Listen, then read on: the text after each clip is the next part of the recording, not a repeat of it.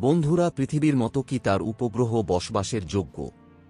চাঁদের মাটিতেও কি প্রাণের সঞ্চার হতে পারে? চাঁদের যে প্রান্তে মহাকাশযানের অবতরণও কঠিন, সেখানকার মাটি খুঁড়ে পৃথিবীতে নমুনা নিয়ে আসছে চীন।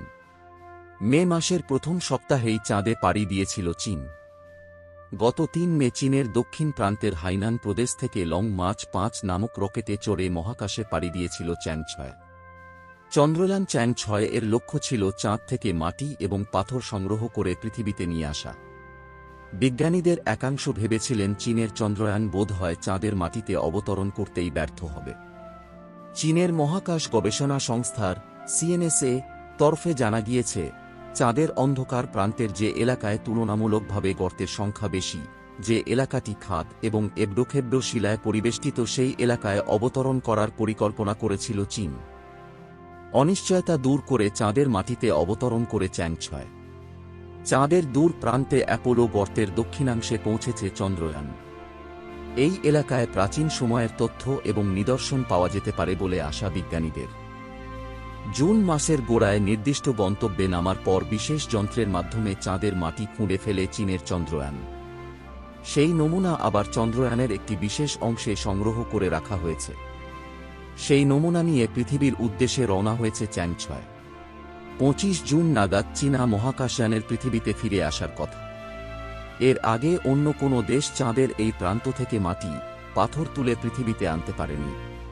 চাঁদের মাটি এবং পাথরের নমুনা পরীক্ষা করে চীন সফল হলে চাঁদ নিয়ে পৃথিবীর গবেষণা আরও কয়েক ধাপ এগিয়ে যাবে বলে মনে করছেন মহাকাশ বিজ্ঞানীরা। চ্যাং-৬ এর দীর্ঘ প্রতীক্ষিত অভিযান নিয়ে বহুদিন ধরে চর্চা চলছে চীনের বিজ্ঞানী মহলে। চীনের মহাকাশ গবেষণা সংস্থার তরফে জানানো হয়েছে, চ্যাং-৬ এর প্রাথমিক লক্ষ্য চাঁদের মাটির অন্তত ২ মিটার গভীর থেকে ২ কিলোগ্রাম চন্দ্রপদার্থ, মাটি, পাথর, ধুলো পৃথিবীতে নিয়ে আসা। সেই অভিযানে সফল হয়েছে চীন। চ্যাং-৬ মহাকাশযানের ওজন ৩.২০০ কিলোগ্রাম। ফ্রান্স, ইটালি, পাকিস্তান এবং সুইডেনের যন্ত্রপাতি চাঁদে বহন করে নিয়ে গিয়েছে এই মহাকাশযান। চাঁদে পৌঁছানোর পর বিভিন্ন অনুসন্ধানে সেই যন্ত্র কাজে লেগেছে বেজিংয়ের। প্রতি ক্ষেত্রেই চীনের লক্ষ্য চাঁদের দক্ষিণ মেরু, যা পৃথিবীর মানুষের কাছে তুলনামূলক অপরিচিত এবং সম্ভাবনাময়। এর আগে ২০১৯ সালে চন্দ্র অভিযানে চীনের সাফল্য তাক লাগিয়ে দিয়েছিল বিশ্বকে।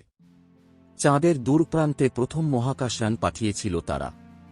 সেই অভিযানের নাম ছিল চ্যাং-৪। তার মাধ্যমে চাঁদের মাটিতে ঘুরে বেরিয়েছে চীনের ল্যান্ডার এবং রোভার। বন্ধুরা, মহাকাশ সম্বন্ধে নতুন নতুন তথ্য জানতে চ্যানেলটিকে সাবস্ক্রাইব করুন পরবর্তী ভিডিও দেখার জন্য।